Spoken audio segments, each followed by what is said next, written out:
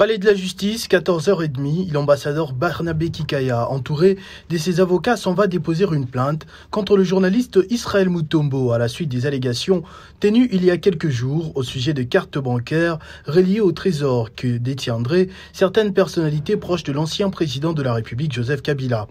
Des propos non seulement mensongers, mais également assassins pour ces politiciens et professeurs d'université. Ces déclarations sont de nature à entamer ma réputation d'homme politique et elles ont été faites de manière violente au point de provoquer un assassinat politique, n'est-ce pas, de ma personne.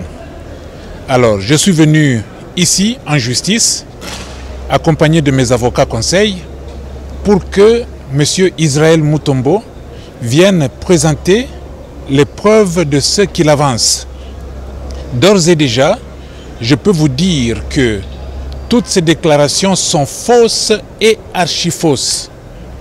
Je n'ai jamais utilisé une carte de crédit liée au trésor public en dehors des fonctions que j'ai occupées pour servir le pays. Barnabé Kikaya n'est pas le seul sur la liste des plaignants. Quelques heures plus tôt, l'ancien président de l'Assemblée nationale, Oba Minakou, et l'ancien ministre des Finances, José Sélé Alagouli, se sont confiés à la justice pour que le journaliste de Bossolona Politique présente les preuves de ces allégations.